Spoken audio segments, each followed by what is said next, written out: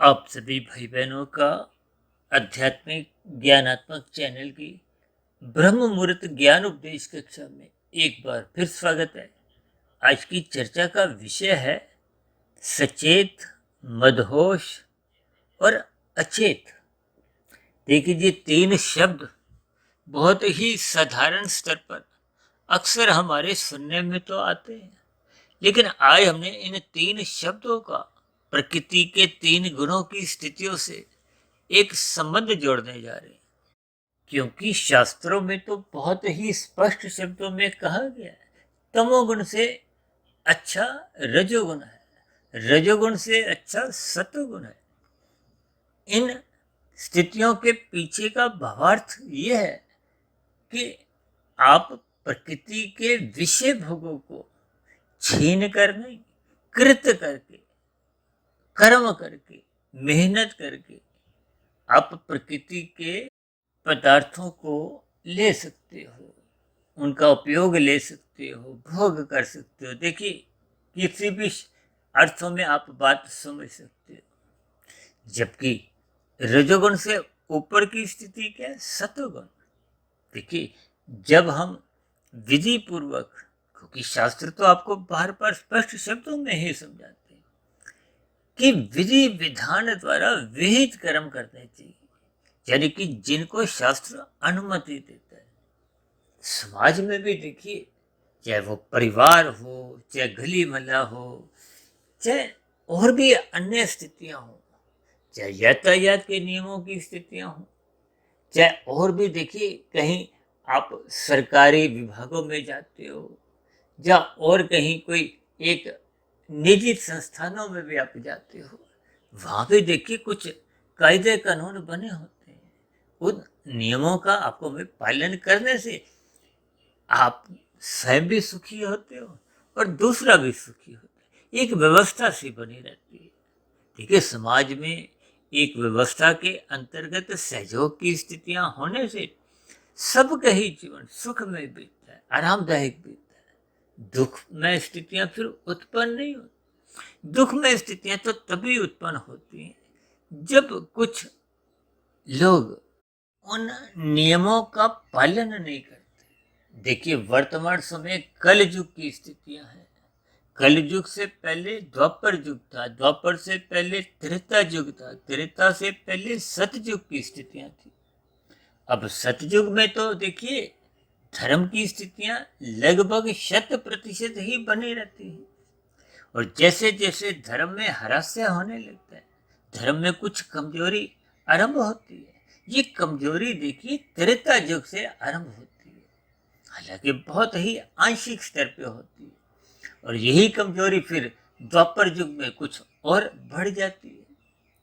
अक्सर शास्त्रों में तो यहां भी कहा गया है कि सतोगुण की प्रधानता सतयुग में बनी रहती है, जबकि त्रेता युग में कुछ कुछ रजोगुण की स्थितियां बनने लगती हैं। तो देखिए, ये तीनों गुण, तमोगुण, रजोगुण और सतोगुण, नित्य इस माया की स्थितियों में रहते हैं। अक्सर हम कहते हैं ना, शाम को सूर्य ढलता है तो तमोगुण की एक विशेष स्थिति प्रधानता बनी रहती है।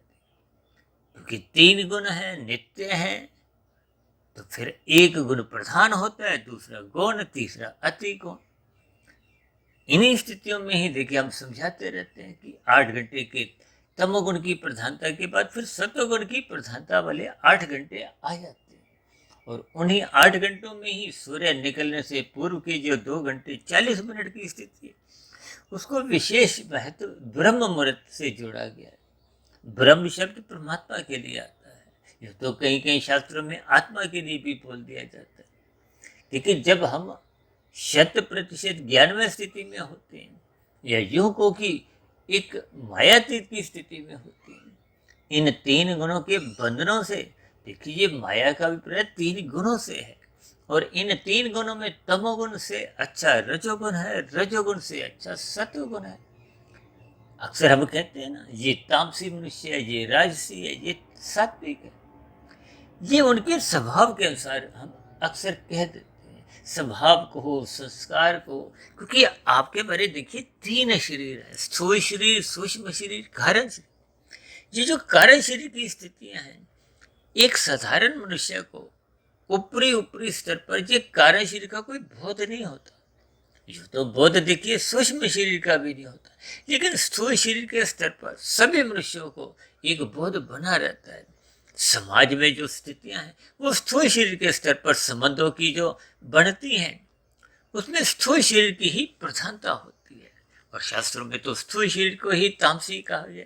यूं तो देखिए तमोगुण की वैसे सापेक्ष दृष्टिकोण से कोई निंदा नहीं है, लेकिन निंदा जो शब्द बार बार आता है तमोगुण के प्रति, वो इसकी निषेधात्मक स्थितियों के प्रति आता है।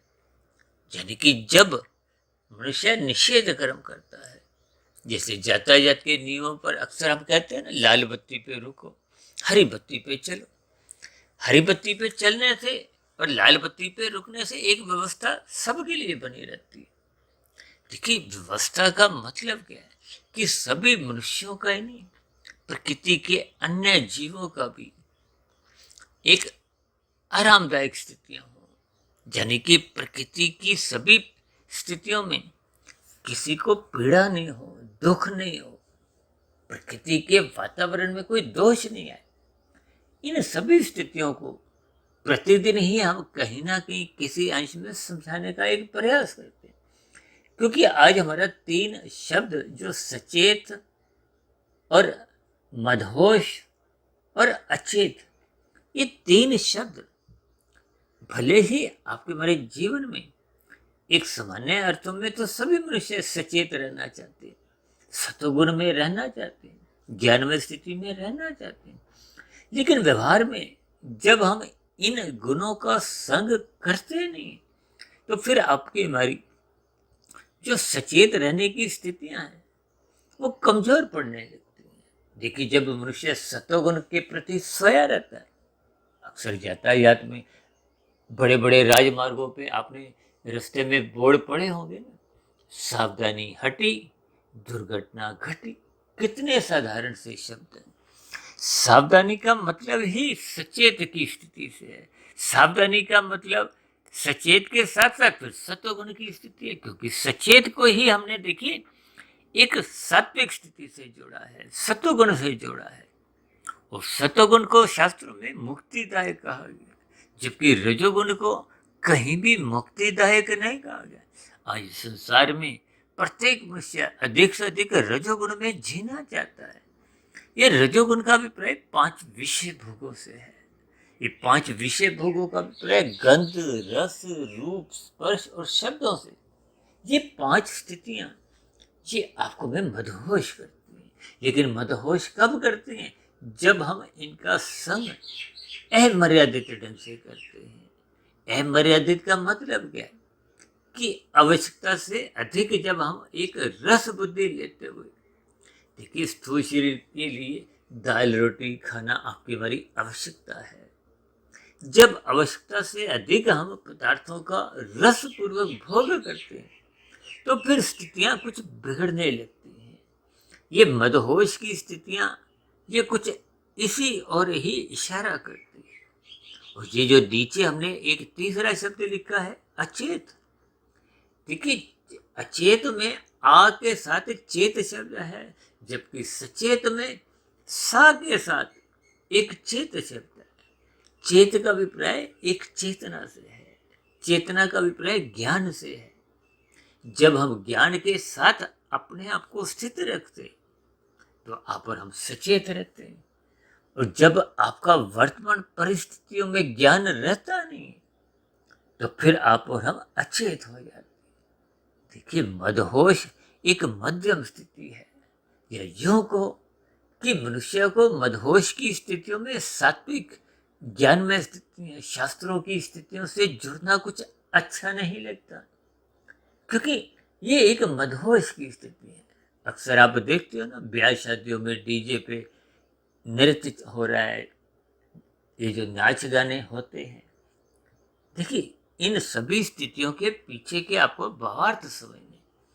अब नाच गाना हो या मादक पदार्थों का सेवन करते हुए कुछ मनुष्य की जो एक स्थितियां होती हैं, डामाडोल की, एक मस्ती की स्थितियां। देखिए ये मद शब्द अक्सर प्रमाद की स्थितियों से जुड़ता है और प्रमाद कभी भी परमात्मा से जुड़ने नहीं देता। प्रमाद सदा ही विषय भोगों की गलियों में ही बार बार छलांगे लगवाता है। देखिए, इन सभी स्थितियों को आप जितना जितना ज्ञान पूर्वक समझते जाओगे, क्योंकि जितना अधिक हम प्रमाद में आते हैं तो प्रमाद में जीते जीते आपका हमारा पतन की स्थितियां सहज ही बनने लगती। इसका कारण क्या है? देखिए, मदहोश से ये जो निचली स्थिति है, ये अचेत की स्थितियां हैं। अक्सर आप देखोगे ना, कुछ लोग एक मस्ती के लिए एक मदिरा लेते हैं या कुछ और ऐसे मादक पदार्थ लेते हैं, लेकिन जब इनका सेवन अधिक मात्रा में हो जाता है तो कुछ स्थितियां बिगड़ने लगती हैं। जब मनुष्य का स्थूल शरीर पे भी नियंत्रण खोने लगता है, जिह्वा पे भी उसका नियंत्रण कुछ कमजोर पड़ने लगता है। कभी कभी कुछ मनुष्य की हरकतें भी एक समाज विरोधी होने लगती है। तो ये सभी स्थितियां क्या है? अचेत, यानी कि अब उसको ज्ञान कुछ रहा ही नहीं। जिसको अपने शरीर का ही ज्ञान नहीं है, अपने स्वयं के परिवार के प्रति उसकी क्या क्या जिम्मेदारी है, समाज के प्रति उसकी क्या क्या जिम्मेदारी है। कभी कभी आप देखते हो ना, कभी किसी सड़क के किनारे रात को कुछ ऐसे साधारण मनुष्य है जो जब अधिक पी जाते हैं, शरीर पे नियंत्रण नहीं रहता, गिर जाते हैं। अक्सर ऐसी स्थितियों पर देखिए, एक साधारण मनुष्य को कभी कभी दया भी आती है और कभी कभी क्रोध भी आता है। ये बहुत ही व्यवहारिक स्थिति है। और जो अचेत स्थिति में पड़ा हुआ है उसको स्वयं का ही बोध नहीं। और कभी कभी तो कुछ ऐसी स्थितियों में मल मूत्र त्यागने तक की भी स्थितियां देखी जाती हैं। यानी कि उस मनुष्य का जो उस स्थिति विशेष में जो एक जीवन है वो पशु तुल्य बन जाता है। देखिए, इन सभी स्थितियों को मैंने परमात्मा की प्रेरणा से, गुरुओं के आशीर्वाद से, ब्रह्म मुहूर्त समय विशेष पर इन 3 शब्दों के द्वारा प्रकृति के 3 गुणों की स्थितियों का बोध करवाने का एक प्रयास कर रहा हूँ। क्योंकि शास्त्र तो बार बार कहते हैं सत्वगुण की प्रशंसा करो। प्रशंसा का मतलब क्या है? कि आप और हम ज्ञान में स्थिति में रहे। यूं तो आपकी आत्मा, मेरी आत्मा, देखिए, चाहे पशु की आत्मा हो, चाहे एक पक्षी की, कीड़े मकोड़े की, चाहे पेड़ पौधे की, आत्मा तो स्वभाव से ही ज्ञान स्वरूप। लेकिन ये ज्ञान में स्थितियां ये जब कमजोर होने लगती हैं तो फिर कुछ धुंधली स्थितियां, ये मदहोश की स्थितियां देखी, इसमें कुछ धुंधला ज्ञान होता है और धुंध में आपको स्पष्ट रूप से अधिक दूरी का नजर नहीं आता। यानी कि आपको वर्तमान स्थितियां ही एक बहुत सीमित स्तर पे नजर आती है। लेकिन धुंध में जब आप गाड़ी चलाते हो तो कितनी दूरी का नजर आता है? अधिक दूरी का नजर नहीं आता। तो फिर ऐसी स्थितियों में आपको बहुत ही संभल संभल के गाड़ी चलानी होती है। ये आपका हमारा जीवन भी एक गाड़ी है। इस गाड़ी में विभिन्न प्रकार की जो एक स्थितियां आपके हमारे जीवन की एक यात्रा में आती हैं, उस सभी पड़ावों पे आपको हमें अपने कर्तव्य कर्मों का पालन करना होता है। और यदि मनुष्य इन स्थितियों में अपने कर्तव्य कर्मों से विमुख होता जाता है, यानी जो मनुष्य अपनी जिम्मेदारियों को निभाता नहीं है, क्योंकि आपके हमारी देखिए मनुष्य योनि में रहते हुए पग पग पे कुछ ना कुछ जिम्मेदारियां होती हैं।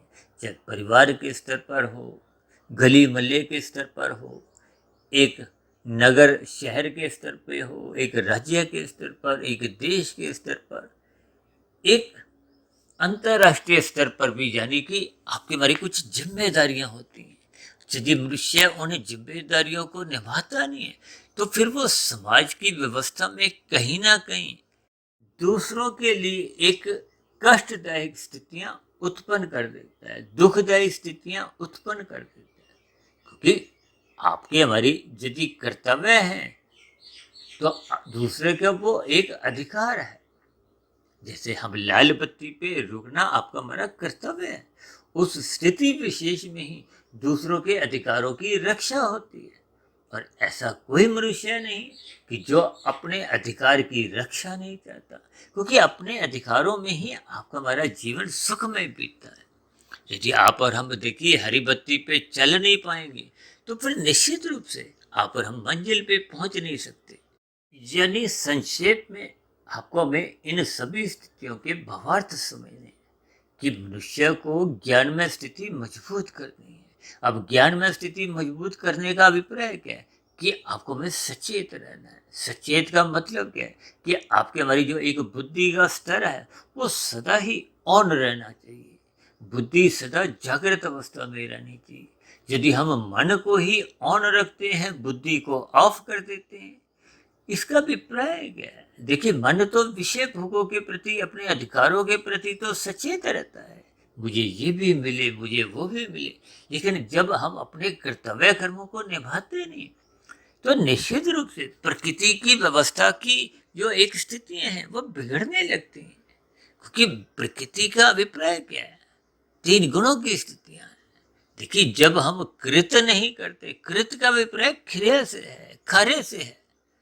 देखिए, प्रकृति की व्यवस्था में पदार्थ तो उपलब्ध है, और यदि कोई मनुष्य क्रिया नहीं करता और पदार्थों को भोगता है, देखिए परिवार में भी सभी मनुष्यों की अपनी अपनी अलग अलग जिम्मेदारी है।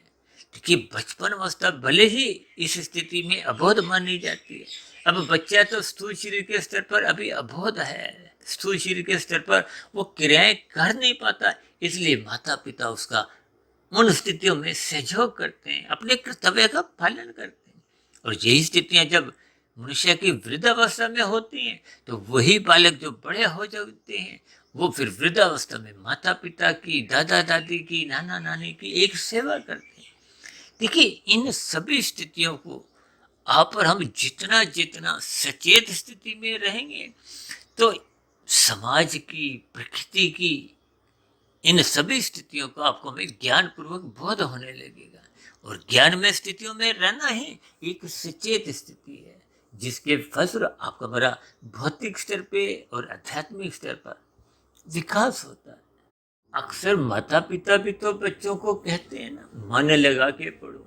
ये मन लगा के पढ़ने का अभिप्राय क्या है? कि मन बुद्धि आप उस पढ़ाई में एकाग्र करो, तभी तो बात समझ में आती। जब आपके मन बुद्धि उस स्थितियों में अपने आप को सचेत नहीं रखते तो फिर आपका हमारा ज्ञान, भौतिक ज्ञान भी आधा अधूरा रहता है। आप अगली कक्षा में जा नहीं पाते, या यूं को कि आपका भौतिक विकास भी सही से हो नहीं पाता। यानी जिसकी पढ़ाई लिखाई अच्छी नहीं होती तो अच्छी नौकरी नहीं मिलती, बुद्धि कमजोर होगी तो अपना व्यवसाय चला नहीं सकेगा। इन सभी स्थितियों को देखिए, आपने सचेत, मदहोश और अचेत स्थितियों से, अब यहाँ अचेत का अभिप्राय क्या है कि जो अनपढ़ गंवार हैं तो फिर ऐसी स्थितियों में उनको कोई अच्छा पद या अच्छी योग्यता वाली कोई नौकरी मिलती नहीं। इन सभी स्थितियों को देखिए, ये जो 3 गुणों की स्थिति है, इनको आप जितना जितना कर्मबद्ध तरीके से समझोगे, देखिए यूं तो आपके हमारे घर में भी गृहिणी खाना बनाती है। अब गृहिणी खाना किस पर बनाती है? पदार्थों से। पदार्थों पे क्रियाएं करनी होती हैं, और क्रियाएं ज्ञान पूर्वक चाहिए। यदि ज्ञान नहीं होगा तो फिर खाना तो आधा अधूरा ही बनेगा। देखिए, जब कभी आप अपने घर में खाना बनाने की स्थिति में नहीं हो, कभी कभी आप हम किसी कुक की, रसोइया की सेवाएं लेते हैं। क्यों लेते हैं? क्योंकि उसके पास खाना बनाने का ज्ञान है। ज्ञान का अभिप्राय सत्वगुण से है। देखिए, इन सभी स्थितियों को आप और हम जितना जितना कर्मबद्ध तरीके से समझते हैं, अब यो तो देखिए, गृहिणी जब घर नहीं होती, आप और हम खाना बनाते हैं तो रजोगुण तो है, पदार्थ भी है, लेकिन आपको हमें ज्ञान नहीं है। यानी कि जब जब आपकी ज्ञान की कमजोरी होगी, ज्ञान का अभिप्राय सत्वगुण से है, सत्वगुण का अभिप्राय ये सचेत की स्थिति से है, सचेत का अभिप्राय जैसे कहते हैं ना, चेतना के साथ। अब क्योंकि चेतना शब्द का अभिप्राय ज्ञान से लिए, कहते हैं ना परमात्मा सच्चिदानंद है, सत्य चित आनंद है। आनंद में चित्त भी रहता है और चित्त सदा बना रहता है, सत्य है। जबकि आत्मा के लिए सत्य चित्त कहा जाता है। यानी कि आप और हम एक नित्य तत्व है। आप और हम एक ज्ञान स्वरूप आत्मा है। आनंद स्वरूप कहीं भी कहा नहीं गया। तो इसका अभिप्राय क्या है? देखिए, आत्मा तो सबकी ही आनंद चाहती है। आनंद का अभिप्राय हम परम सुख चाहते हैं। परम सुख का अभिप्राय दुख रहित सुख की स्थिति चाहते हैं। अब कोई संसारी रसगुल्ले में नित्य सुख नहीं रहता। पहले रसगुल्ले में सुख है, दूसरे में कम है, तीसरे में और कम, चौथे पांचवे में रहता ही नहीं। वो दुख देता है तो आप छोड़ देते हो। ये एक प्रकृति की स्थितियां हैं जिसको मनुष्य समझता नहीं है। देखिए, जब तक आप और हम सचेत रहते हैं तो समाज की स्थितियों को आप ज्ञानपूर्वक समझ जाते हैं। और यहाँ देखो, अचेत की क्या स्थिति है। इसलिए तो देखिए, सचेत को हम सफेद रंग से दर्शाते हैं। जैसे बल्ब ट्यूब पे रोशनी होती है। अब रोशनी है तो आपको वस्तुएं सही से नजर आती हैं। वस्तुएं सही से नजर आती हैं तो आपके हमारी तन के स्तर पर जो भी क्रियाएं होती हैं वो फलदायी होती है। कहीं भी कोई रुकावट नहीं आती। और अंधेरे में क्या होता है, जब लाइट नहीं हो, आप अंधेरे में हाथ पैर चलाओगे तो ठोकरें लगती हैं। तन के स्तर पर ठोकरें, जब प्रकाश नहीं रहता है तो ठोकरें लगती हैं। तो फिर मन बुद्धि के स्तर पर भी ज्ञान चाहिए। ज्ञान चाहिए का मतलब क्या है? क्या ये तो आपकी मेरी सबकी आत्मा ज्ञान स्वरूप है, तो इसको निरंतर सत्संग करिए। गुरु के प्रवचनों द्वारा ज्ञान चाहिए। शास्त्रों द्वारा आपका हमारा मार्गदर्शन चाहिए। देखिए, आप और हम जब गाड़ी चलाते हैं तो जीपीएस ऑन कर लेते हैं ताकि हम सही सही जगह मंजिल पे बिना किसी रुकावट के पहुंच जाएं। और जीवन रूपी गाड़ी को हम बिना शास्त्रों की मदद के अपने आप ही चलाते हैं। तो आपकी हमारी बुद्धि तो देखिए कुछ ऐसी नपी तुली ही है। क्योंकि मनुष्य की राशि विषय भोगों में गंध रस रूप स्पर्श शब्द। देखिए, आज 24/7 विषय भोगों की जो स्थिति है वो आपको हमें मदहोश की हो। आपको हमें देखिए रात को खाना नहीं चाहिए। अब शास्त्रों में कहा गया, विशेष रूप से आयुर्वेदिक में, हमने तकरीबन 3 वर्ष पहले एक वीडियो बनाई थी, स्वस्थ स्थूल शरीर की कसौटी। आयुर्वेद में कहा गया ना, वात कफ पित्त ये संतुलन में रहना चाहिए, तभी आपका हमारा शरीर एक स्वस्थ रहता है।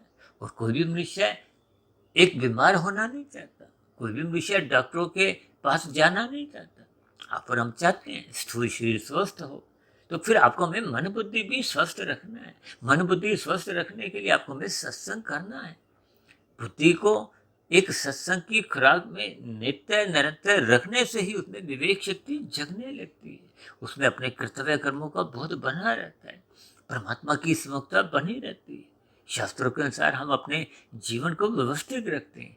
जब ये सभी स्थितियां आपके हमारे जीवन में बनी रहती हैं तो फिर हम कहीं भी विषय भोगों में असत्य नहीं होते। देखिए, यूँ तो मनुष्य को कहा गया है कि आपके मरे जो भीतर की जो एक जठरा अग्नि है, जो आपके मरे खाए पिए को पिचाती है। देखिए, हम ब्याह शादियों में जितने भी एक पदार्थ लेते हैं वो जीभे का सुख तो देखिए क्षणिक है। उसके बाद की स्थितियां तो आपके हमारे पेट की हैं। और पेट में जब अधिक मात्रा में पदार्थ जाते हैं तो उसमें पाचन क्रिया में अवरोध उत्पन्न होता है। जैसे आप अपने घरों में देखिए मिक्सी का इस्तेमाल करते हो ना, तो यदि आप जार में, उस स्टील के जार में पूरा ही पदार्थ भर दोगे तो वो उछल नहीं सकते, यानी कि वो पिस नहीं सकते, यानी कि वो पच नहीं सकते। देखिए, स्थितियों के भाव आप समझिए। उसमें कुछ खाली स्थान चाहिए, तो ठीक आपके हमारे पेट में भी खाली स्थान चाहिए।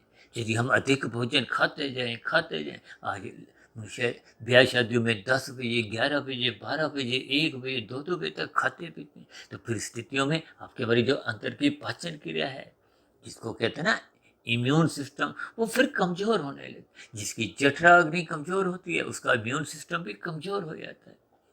देखिए, आज से कुछ 3-4 वर्ष पहले ये कोरोना की स्थितियों में अक्सर इस पर बड़ी चर्चाएं होती थी। रोग प्रतिरोधक क्षमता ये स्थितियों में अपनी बढ़ाओ। देखिए, एक साधारण सी बात है, हम सभी भाई बहन स्वस्थ रहना चाहते हैं। अब स्वस्थ रहने के लिए आपको हमें कुछ नियमों का पालन करना है। नियमित मात्रा में भोजन लेना है, व्यायाम करना है, सत्संग करना है। जब ये सभी स्थितियां आपको हमारे जीवन को मर्यादित रखती हैं, अनुशासित रखते हैं, व्यवस्थित रखते हैं, तो फिर आप सहज ही ब्रह्म मुहूर्त में उठने लगोगे, रात को मौनात्मक स्थितियों से बचने लगोगे, समय पे सोने लगोगे। ये सभी स्थितियां जब ज्ञानमय स्थिति में रहती हैं तो आप और हम सचेत रहते हैं। सतोगुण की स्थितियां जब आपके हमारे जीवन में निरंतर बनी रहती हैं तो आपके हमारे जीवन में आध्यात्मिक उन्नति के भी एक द्वार खुलने लगते हैं। और यही तो मनुष्य जीवन की एक सार्थकता है।